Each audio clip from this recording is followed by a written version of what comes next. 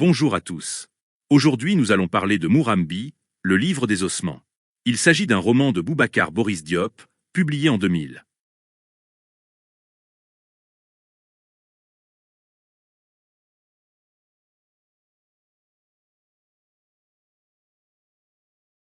Michel Serroumundo quitte son travail dans une vidéothèque de Kigali.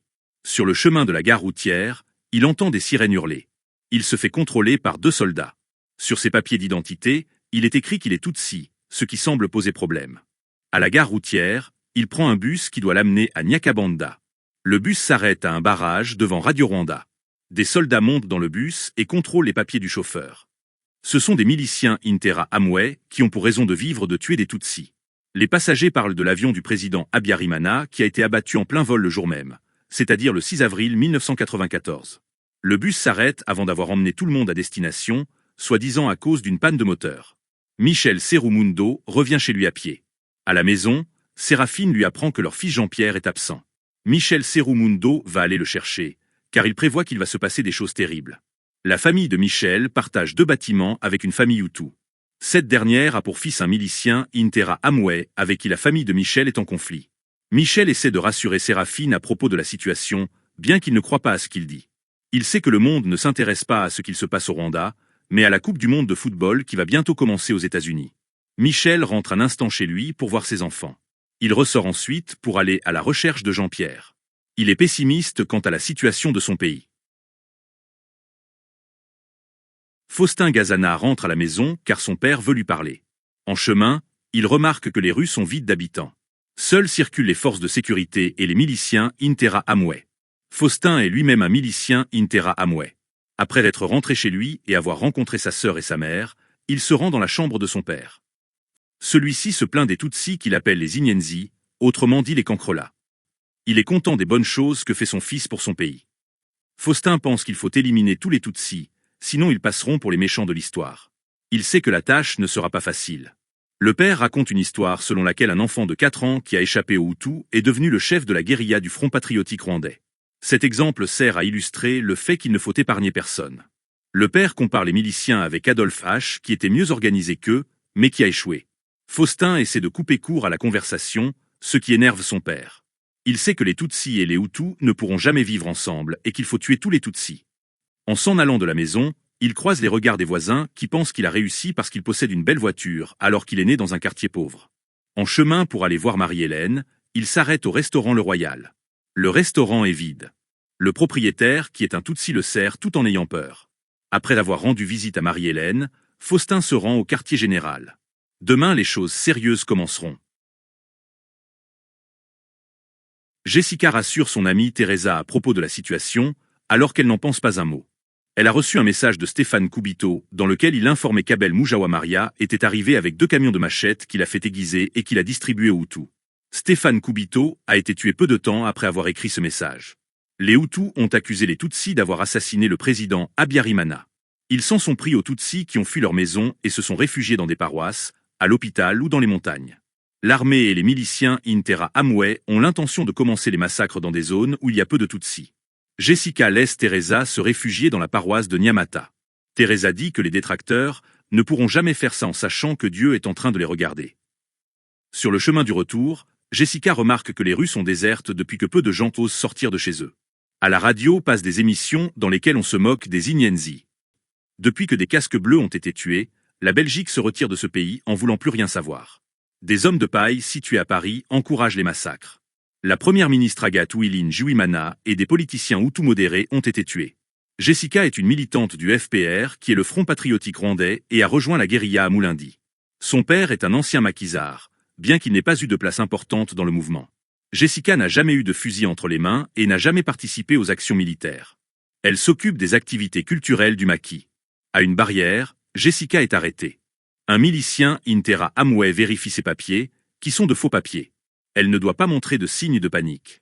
Elle est obligée de repousser une femme blessée qui demande son aide afin de ne pas éveiller les soupçons. Le milicien laisse passer Jessica. Cornelius Souvimana se rend en avion à Kigali le 6 juillet 1998. À l'arrivée, il est accueilli par 2 de ses amis, Jessica Kamanzi et Stanley Taramira. Cornelius est de retour au pays après une période d'exil à Djibouti. Toute sa famille a été tuée durant le génocide à l'exception de son oncle Siméon Abineza.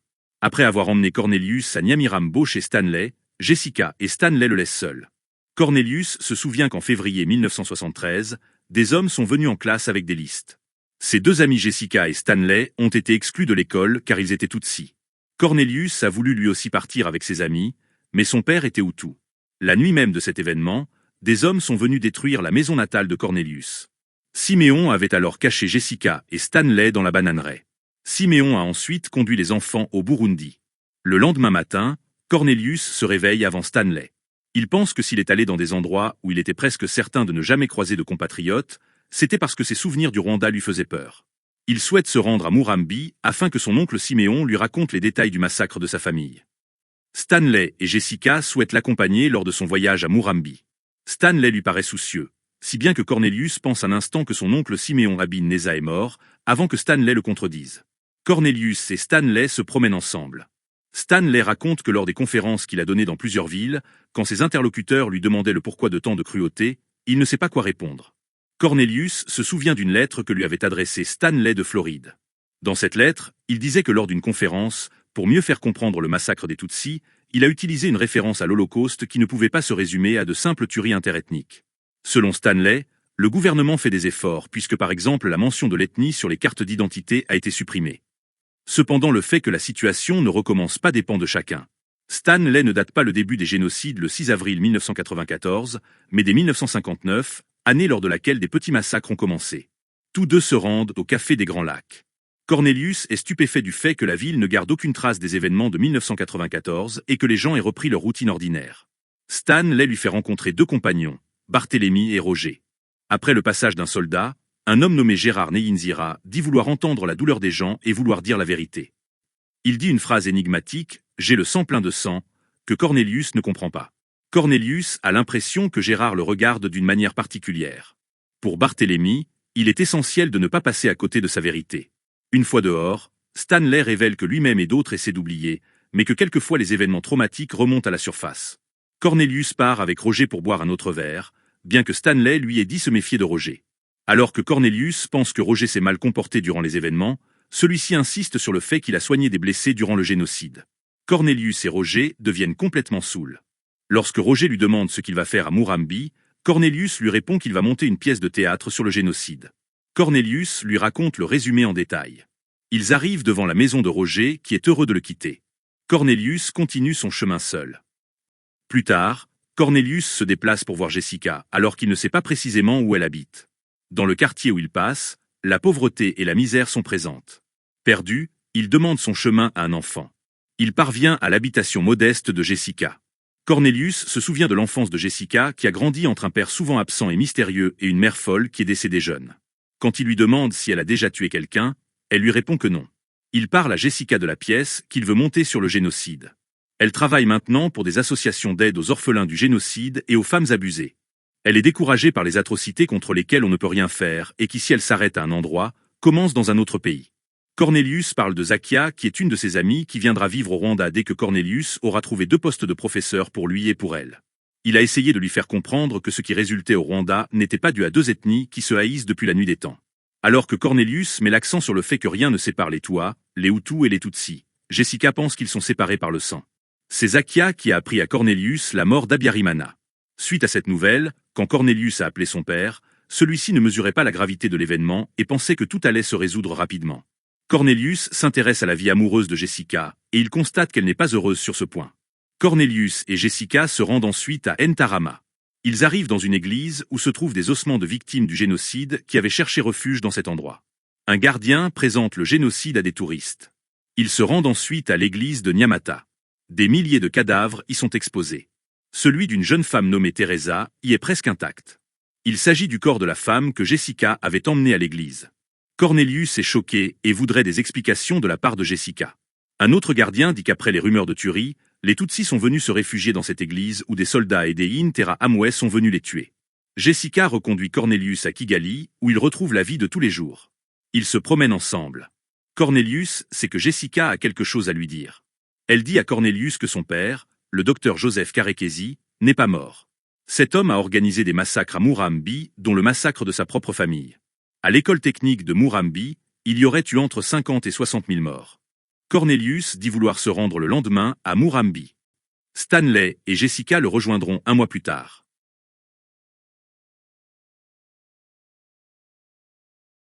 Les Inyenzi se sont réfugiés dans l'église de Nyamata, alors qu'ils y étaient en danger. Aloïs est un Intera Amwe et a participé au massacre. Les Intera Amwe et les soldats ont tué tous les Tutsis qui s'y trouvaient. Des femmes y ont été abusées avant d'être tuées. Aloïs raconte la visite du préfet à l'église le lendemain. Le préfet a fait jeter des grenades lacrymogènes afin que ceux qui s'étaient réfugiés sous les corps se mettent à éternuer. 4 Inyenzi qui faisaient semblant d'être morts ont été trouvés, ce qui était trop selon le préfet qu'il a reproché au chef de la tuerie. Les Intera Amwe ont pris sur les cadavres ce qui pouvait être volé. Marina se souvient que son père avait un ami surnommé Tonton Antoine. Celui-ci a demandé au père de Marina de prendre lui aussi la machette contre les Tutsis. Alors que le père a refusé les premiers jours, il finit par accepter. Jessica est interpellée par une jeune femme. Celle-ci connaît les activités de Jessica et lui souhaite de réussir. Car cette femme est belle, elle n'a aucune chance d'échapper aux assassins. Elle a trouvé refuge dans une église de Kigali, où un prêtre lui a fait du chantage pour coucher avec elle. Elle a été obligée d'accepter sans quoi, le prêtre l'aurait livrée au Intera Amwe. Cette femme lui confie son histoire, car elle ne veut pas mourir avec ce qu'elle a vécu. Jessica est incapable d'apporter du soutien à cette femme. Valérie Rumilla, qui a toujours détesté Rosa Caremera, a demandé au Intera Amwe s'ils avaient bien tué Rosa. Après que Rosa ait trouvé refuge chez ses voisins, Valérie l'a dénoncé. Un soldat est venu et Rosa s'est dénoncée. Le soldat l'a laissée en vie en échange de 10 000 francs que les voisins lui ont donnés. Le docteur Joseph Karekesi réunit des hommes afin de faire son devoir à l'école technique de Murambi. Joseph a constaté un relâchement de la part des Intera Amwe, par exemple lorsqu'ils ont refusé de tuer un homme qui pourtant les suppliait de le tuer, suite à la mort de son fils. Joseph paie des Intera Amwe afin qu'il soit le lendemain à Murambi. Il remarque que les Intera Amwe sont fatigués de l'effort physique provoqué par les meurtres à l'arme blanche, surtout que l'ennemi ne se laisse pas faire afin de vivre quelques minutes de plus. Joseph prend contact avec le colonel Mouzoni et lui demande des hommes pour le lendemain. Le colonel est inquiet, car il prévoit une défaite, sauf si les Français interviennent. La femme et les 2 enfants de Joseph se situent dans l'école technique de Murambi et vont être massacrés. Joseph n'en ressent aucun remords. Pour l'instant, les réfugiés sont bien traités à l'école technique afin d'y attirer les fugitifs qui voulaient passer la frontière et les Hutus qui ont failli à leur devoir. Les réfugiés qui ne s'attendent pas à ce qui va leur arriver remercient Joseph de ce qu'il fait pour eux. Félicité Niyitegeka aidait des Tutsis à passer la frontière du Zaïre. Un jour, les Intera Amwe sont venus chez elle et ont tué les Tutsis qui étaient cachés chez elle. Les Intera Amwe ont tout d'abord refusé de la tuer car son frère, qui était colonel de l'armée régulière, a supplié qu'on l'épargne. Comme Félicité voulait mourir et qu'elle insistait, les Intera Amwe ont fini par la tuer. L'action de Félicité donne espoir à Jessica, qui pense que son pays peut devenir un pays comme les autres. Cependant, elle ne perd pas de vue tous les coupables qui ont du sang sur eux et qui échappent à la justice. Elle ne pense pas que ceux qui ont souffert oublient leur douleur grâce à quelques bonnes actions. Sentant leur défaite arriver, les tueurs deviennent plus cruels. Jessica cite le cas du docteur Joseph Karekesi qui a organisé un massacre à l'école technique de Murambi, il y a 3 jours. Elle dit que les tueurs tuent non pas pour s'emparer des biens d'autrui, mais parce qu'ils sont fous. Alors qu'auparavant, les Intera Amwe étaient quasiment intraitables, ils se font maintenant corrompre pour presque rien. Le colonel Étienne Perrin se rend dans la somptueuse maison du docteur Karekesi. Les 2 hommes se sont déjà rencontrés lors de l'opération turquoise de Gikongoro à l'école technique de Murambi. Le colonel est admiratif du travail effectué par le docteur Karekesi et des Intera Amwe pour ensevelir les corps. Il est impressionné par la normalité du boucher de Murambi qui va chercher pour son invité du whisky. Le travail du colonel consiste à faire évacuer des personnes importantes avant l'arrivée du FPR. Contrairement à eux, le docteur Karekesi ne cherche pas à s'enfuir. Cependant, il dit n'avoir pas envie de mourir. Le colonel ne sait pas quelle position choisira d'adopter Paris dans le génocide. Selon celle-ci, il pourra donner ordre de prendre Kigali ou d'aider les Tutsis.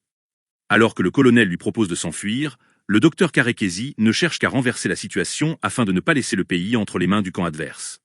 Le docteur Karekesi avait ses partisans parisiens, mais cependant depuis son massacre de grande envergure à Murambi, certains se mettent à douter de lui. Certains pensent à un partage du pouvoir entre les vainqueurs et les vaincus, alors que cela semble difficile à mettre en place. Le colonel a pour mission de faire passer la frontière au docteur Karekesi, ou du moins de garder le contact avec lui. Il se rend compte du ridicule de l'opération turquoise, qui a consisté à jouer les bonnes âmes après que les protégés aient commis des massacres. Le docteur Karekesi reproche au colonel d'avoir manqué de cran.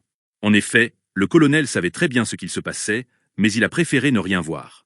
Le colonel se souvient de la conversation qu'il a eue avec un jeune fonctionnaire nommé Jean-Marc Gaujean. Ils étaient d'accord pour dire que le massacre n'était pas de leur faute. Cependant, le colonel a reconnu qu'ils n'avaient rien fait pour arrêter le massacre, ce qui signifie qu'ils ont aussi du sang sur eux.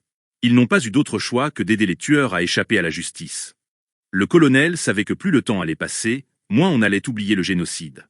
Le docteur Karekesi dit qu'au final les tueries ont arrangé les gens de Paris.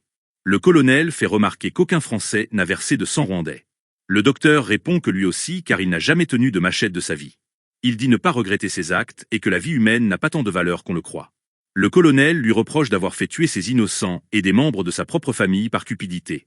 Il s'apprête à partir et lui dit qu'il viendra le chercher demain. Certains chiens attaquent maintenant des personnes depuis qu'ils ont goûté la chair humaine. Le docteur Karekesi dit que cela n'est vrai que pour les chiens des quartiers populaires et non pour son chien. Il fait référence à ce qu'il s'est passé la veille au convoi du colonel de Boutard qui a été immobilisé par la guérilla. Il parle également des terrains de volley et des barbecues que les hommes du colonel ont installés sur les charniers. Même si le docteur Karekesi dit qu'il pourrait refuser de partir le lendemain, le colonel sait qu'il acceptera. Kigali ainsi que d'autres villes sont tombées dans les mains du FPR. Ce dernier ne veut pas faire de compromis avec les perdants comme le voudrait Paris. Jessica se rend bien compte de la farce de l'opération turquoise qui a pour but d'aider les Tutsis menacés de génocide alors qu'ils sont déjà morts. Cornelius revient à sa maison d'enfance. Alors que certains souvenirs concernant son passé sont flous, d'autres sont au contraire très clairs. Il rencontre Siméon. Ce dernier lui montre sa chambre. Cornelius et Siméon s'échangent des souvenirs, ce qui permet à Cornelius de se souvenir plus intensément de certaines choses. Siméon apprend que Cornelius, qui était pourtant professeur d'histoire à Djibouti, n'a que très peu parlé du Rwanda à ses élèves. À la demande de Siméon, Cornelius tente de lui décrire Djibouti. Siméon souhaite également que Cornelius lui parle de son ami Zakia, dont il connaît l'existence. Il lui conseille de se concentrer sur l'avenir et non sur le passé. Cornelius visite l'école technique de Murambi. Les corps qui sont restés dans cet établissement sont restés intacts. Cornelius ressent encore une fois du dégoût. Un homme vient à lui. Cornelius lui décline son nom et lui dit qu'il est le fils du docteur Karekesi. L'homme lui parle de l'école qui n'avait pas fini d'être construite et du génocide qui s'y est déroulé. Cornelius pense à sa mère, à son frère et à sa sœur dont les ossements sont perdus parmi d'autres. Malgré la difficulté que supporte Cornelius, il désire tout voir. Pour lui, tous les corps ne sont pas les mêmes. Le guide dit être l'un des rares survivants du massacre. Son nom est Gérard Neyinzira. Cet homme a été envoyé par Siméon afin de rencontrer Cornelius.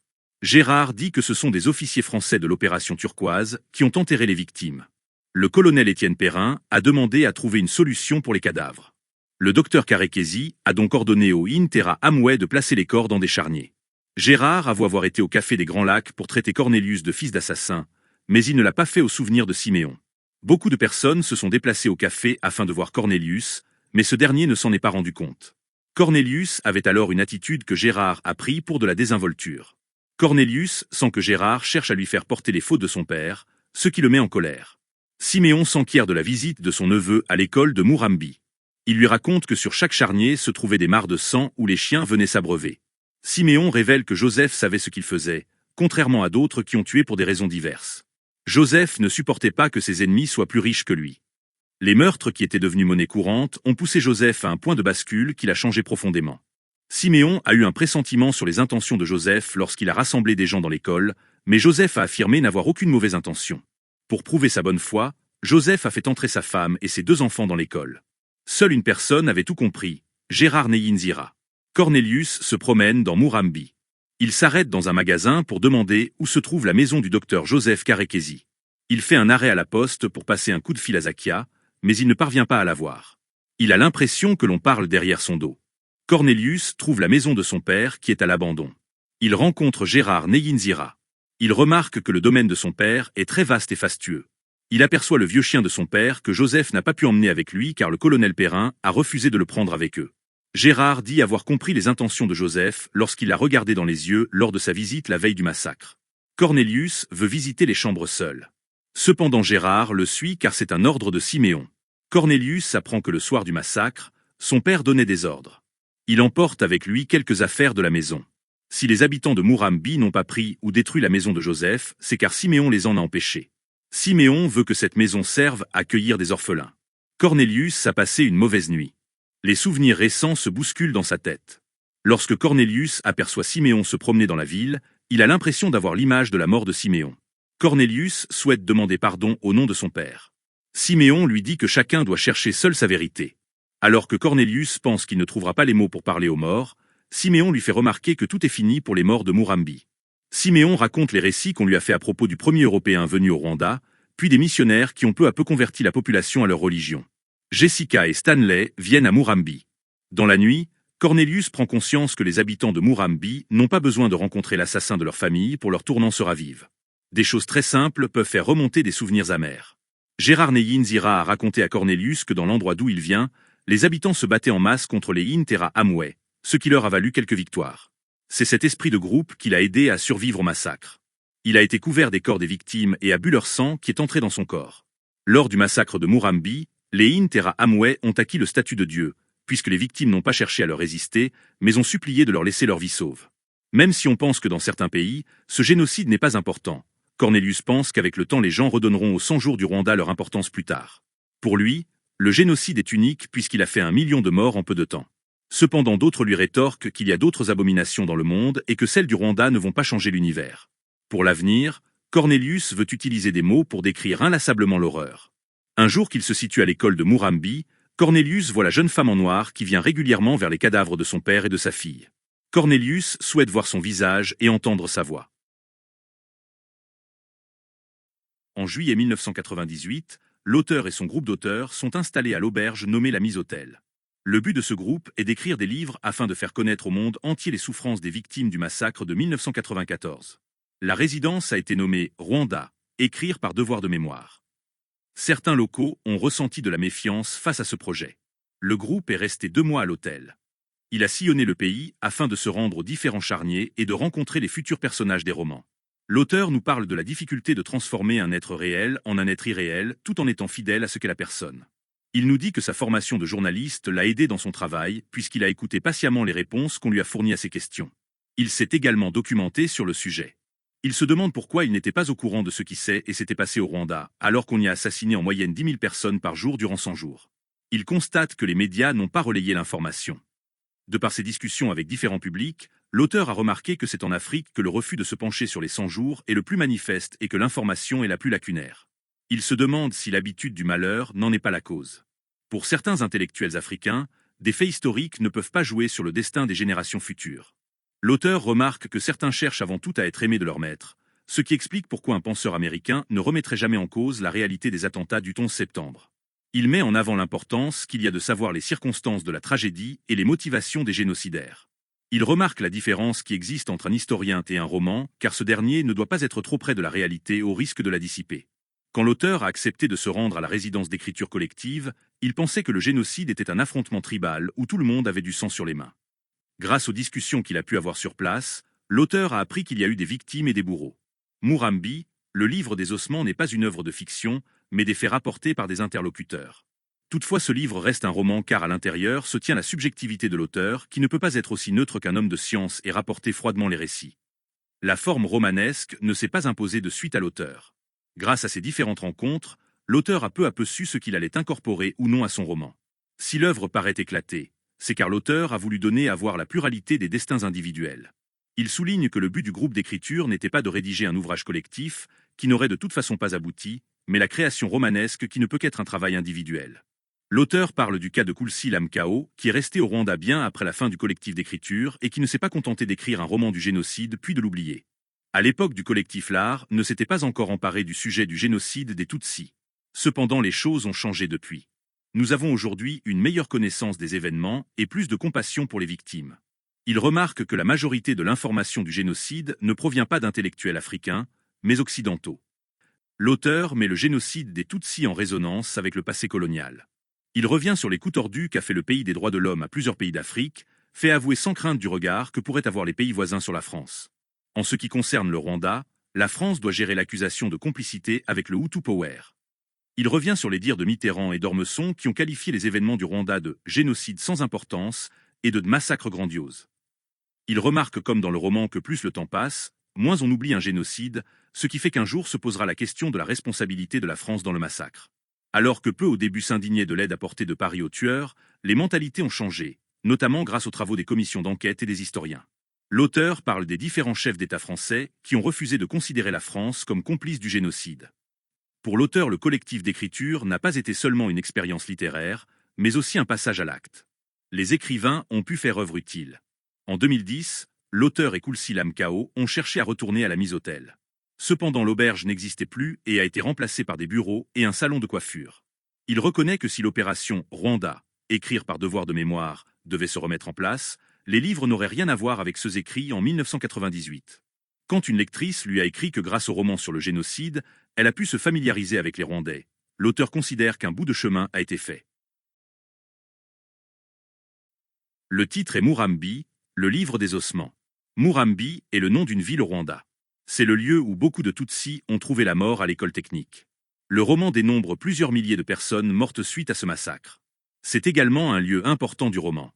C'est à Murambi que Cornelius fait son pèlerinage, rencontre Siméon et visite cette école. C'est à cet endroit que son père, le docteur Joseph Karekezi, a organisé son massacre. Dans cette école, les morts ont été exhumés des charniers afin d'être placés dans les bâtiments, d'où le lien avec les ossements. Dans ce roman, l'auteur donne la parole à plusieurs personnages. Chaque partie ou sous-partie, quand il y en a, donne la parole à une autre personne. La parole est donnée à tous, que la personne soit Tutsi ou Hutu, qu'elle fasse partie du FPR, qu'elle soit un Interahamwe, qu'elle soit victime, exécutante ou tête pensante ou qu'elle soit du Rwanda ou étrangère. Il arrive que certains personnages mentionnent des noms de personnages que l'on retrouve plus tard dans le roman. Il arrive aussi que certains personnages se croisent, ce qui donne un aspect plus vivant au récit. L'accent est toutefois principalement placé sur le personnage de Cornelius. Ce dernier a vécu plusieurs années loin du Rwanda, plus précisément à Djibouti. Il revient dans son pays dans le but que son oncle Siméon lui en apprenne plus sur le massacre de sa famille.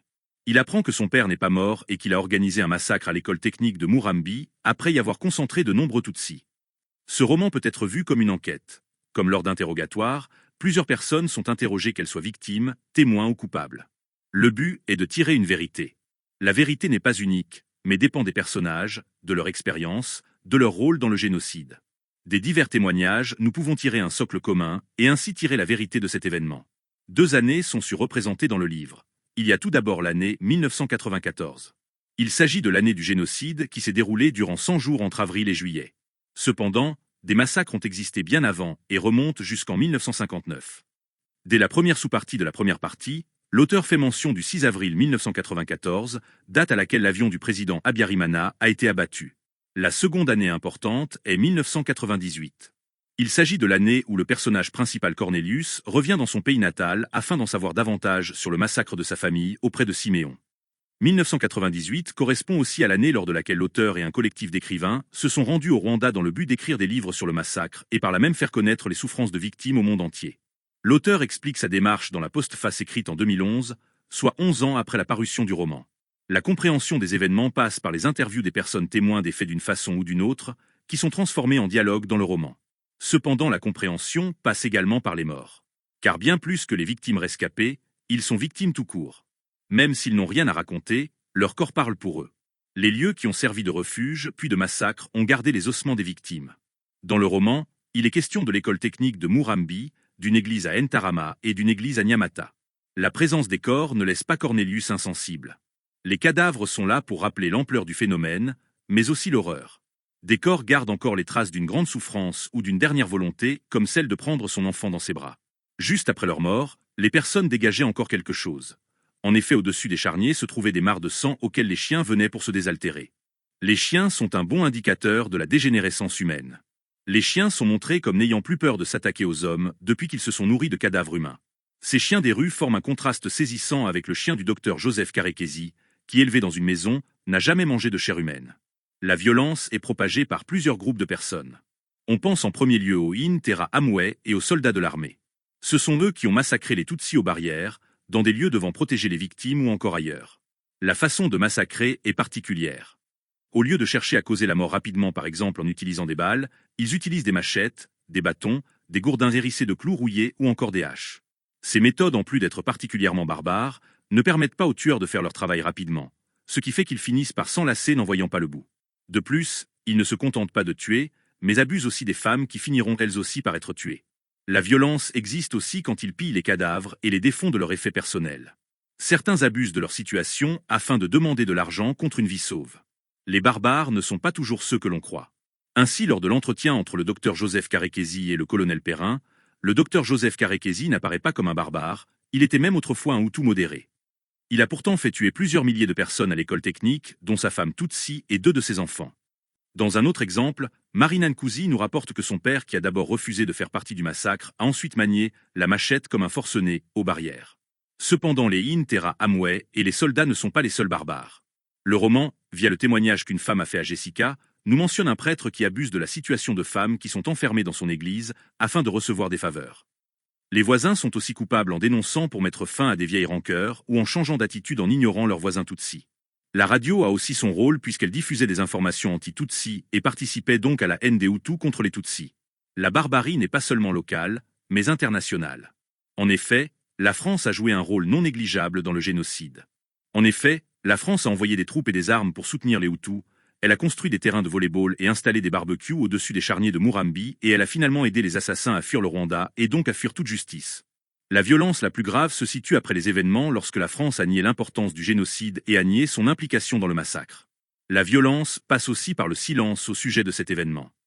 Ce silence a fait que des personnes n'étaient pas au courant du génocide ou du moins étaient mal informées de sorte qu'elles pensaient que le dernier génocide du XXe siècle consistait simplement en des conflits entre 2 ethnies qui se haïssent depuis des temps immémoriaux. La reconnaissance des faits est une chose primordiale. Un autre point qu'aborde le roman est le rôle du pardon. Lorsque Cornelius rencontre Gérard Neyinzira, nous savons que Gérard ne pardonne pas à Cornelius d'être le fils de celui qui a organisé la tuerie de l'école de Murambi, dont il est parvenu à s'en sortir vivant. La situation commence à se débloquer lorsque Gérard raconte à Cornelius son histoire et qu'il accepte de se livrer à lui. Cornelius ressent les regards des gens qui savent qui il est et qui discutent sur son dos. Le livre mentionne la difficulté de pardonner lorsque ses enfants ont été tués de manière abominable. Il mentionne aussi la difficulté de pardonner lorsqu'on rencontre tous les jours l'auteur des meurtres des membres de sa famille. Le pardon est difficile à faire pour les victimes, mais il est aussi difficile à donner de la part des bourreaux. Comme le souligne Siméon, le vainqueur ne regrettera pas pour autant d'avoir été le plus fort. Jessica insiste pour que nous allions ensemble à Murambi, reprit ce dernier. Stanley s'était efforcé de paraître naturel, mais sa voix l'avait trahi. Pourquoi ses amis tenaient-ils tant à l'accompagner à Murambi? Il s'avisa brusquement que, depuis qu'ils s'étaient revus à l'aéroport, Stanley lui avait paru soucieux et peut-être même un peu distant. Est-ce qu'il le méprisait parce qu'il n'avait rien fait pour la libération du pays? Il s'était battu. Jessica avait été un des agents de liaison de la guérilla à Kigali pendant le génocide. C'était une mission dangereuse. Elle aurait pu être découverte et tuée à tout moment. Stanley avait sillonné le monde pour lever des fonds et expliquer aux étrangers le combat du FPR. Pendant ce temps, lui menait une paisible existence de prof d'histoire à Djibouti. Non, ses amis ne pouvaient pas le lui reprocher. Pas eux. Soudain, une idée terrible commença à germer dans son esprit.